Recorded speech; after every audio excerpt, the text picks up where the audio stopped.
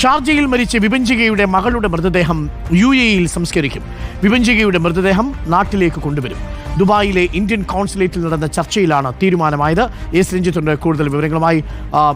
രഞ്ജിത്ത്, ഇപ്പോൾ വരുന്ന വിവരമനുസരിച്ച് വിഭജികയുടെ മൃതദേഹം മാത്രമാണ് നാട്ടിലേക്ക് കൊണ്ടുവരിക.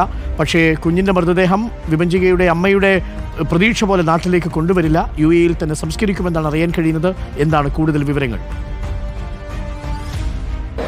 വിഭജികയുടെ കുഞ്ഞിൻ്റെ സംസ്കാരം UAE-യിൽ നടത്താനാണ് ഇപ്പോൾ തീരുമാനിച്ചിരിക്കുന്നത്. അതേസമയം വിഭജികയുടെ മൃതദേഹം നാട്ടിൽ എത്തിക്കും. ഇതാണ് ഇപ്പോൾ ഉണ്ടായിരിക്കുന്ന ഒരു ധാരണ. ഇന്ന് UAE കോൺസുലേറ്റിൽ നടന്ന മണിക്കൂറുകൾ നീണ്ട ചർച്ചകൾക്കൊടുവിലാണ് ഇത്തരത്തിലൊരു തീരുമാനത്തിലേക്ക് വിഭജികയുടെ കുടുംബവും അതുപോലെ തന്നെ വിഭജികയുടെ ഭർത്താവ് നിതീഷിൻ്റെ കുടുംബവും എത്തിച്ചേർന്നത്. പ്രധാനമായും ഈ ചർച്ചയിൽ വിഭജികയുടെ കുടുംബം, അതായത് അമ്മയും സഹോദരനും ആവശ്യപ്പെട്ടത് വിഭജികയുടെയും കുഞ്ഞിൻ്റെയും മൃതദേഹം നാട്ടിലെത്തിക്കണം, അവിടെ ഹിന്ദു ആചാരപ്രകാരം സംസ്കാരം നടത്തണം എന്നതാണ് അവർ പ്രധാനമായും ആവശ്യപ്പെട്ടത്. അതേസമയം നിതീഷിൻ്റെ കുടുംബം, ഈ ചർച്ചയിൽ പങ്കെടുത്ത നിതീഷിൻ്റെ കുടുംബം ഇത് അംഗീകരിക്കാൻ തയ്യാറായില്ല. ഈ കുഞ്ഞിൻ്റെ മൃതദേഹം ഇവിടെ തന്നെ വിട്ടു നൽകണം, കുഞ്ഞിനെ ഇവിടെ തന്നെ സംസ്കരിക്കണം എന്നതാണ് അവർ പ്രധാനമായും മുന്നോട്ട് വച്ച ആവശ്യം.